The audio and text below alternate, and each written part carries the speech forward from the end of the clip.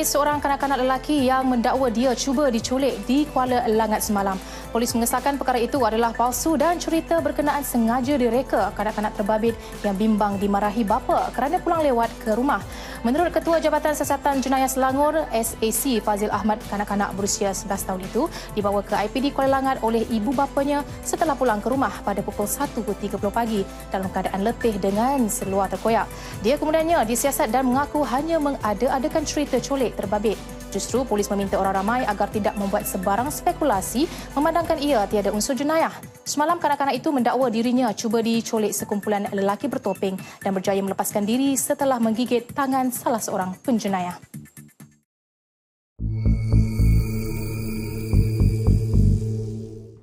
Pengenalan/sinopsis. Isu ini sering hangat diperkatakan kerana anak-anak yang bermasalah tidak wajar dipersalahkan 100%, sebaliknya ibu bapa juga harus melihat kekurangan diri mereka sendiri. Selain itu juga, penangan berita tular ini menyebabkan banyak komen remaja yang meluahkan masalah hampir sama.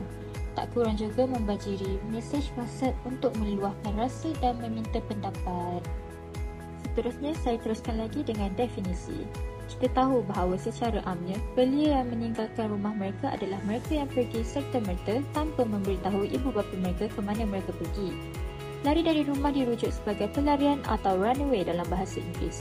Lari dari rumah ditakrifkan oleh Loh Kabi 2019 sebagai tingkah laku atau perbuatan meninggalkan rumah tanpa kebenaran ibu bapa untuk pergi ke lokasi yang biasanya tidak diketahui oleh keluarga mereka sendiri.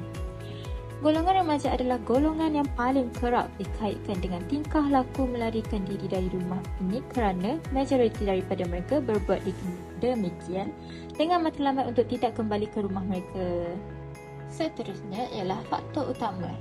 Yang pertama ialah menghadapi masalah keluarga. Yang kedua, terjebak dengan masalah sosial. Yang ketiga, kongkongan daripada ibu bapa. Yang keempat, mengalami masalah kesihatan mental. Yang kelima, kurang didikan moral dan agama, dan yang terakhir ialah pengaruh rakan sebaya. Permasalahan ini akan memberikan kesan kepada diri dan orang lain. Kepada diri ataupun mangsa tersebut akan menjadi kaki penipu. Selain daripada itu, dapat menjatuhkan maruah diri sendiri. Menjadi seorang yang pemberontak, kehidupan semakin sosial, lepas tu hilang keyakinan diri, kemurungan dan depresi dan perasaan malu yang mendalam.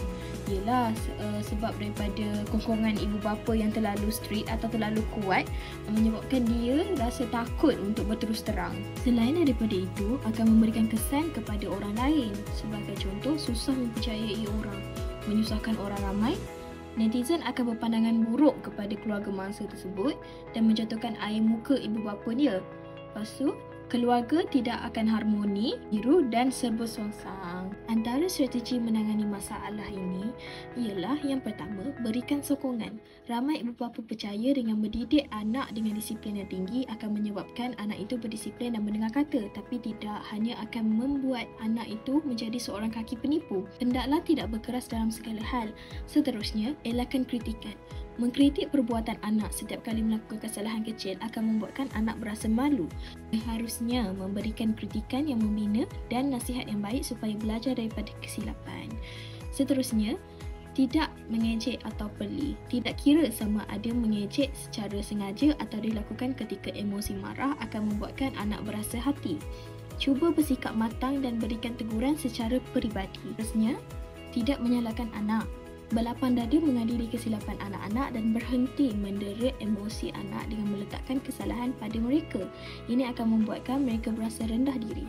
Jangan berpandangan salah. Pelangkan berpandangan anak lelaki yang tidak boleh menangis dan anak perempuan yang hanya duduk di dapur.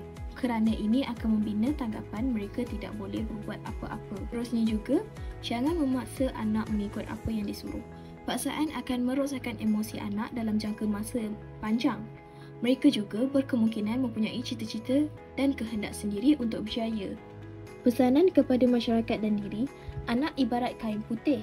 Mak ayah yang mencorakkan mereka.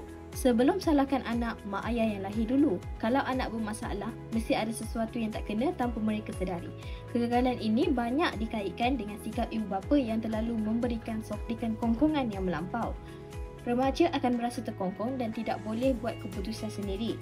Jadi, kegagalan ibu bapa melakukan tugas mendidik itu membawa fenomena sosial ini dan terus berlaku dalam kalangan masyarakat kita.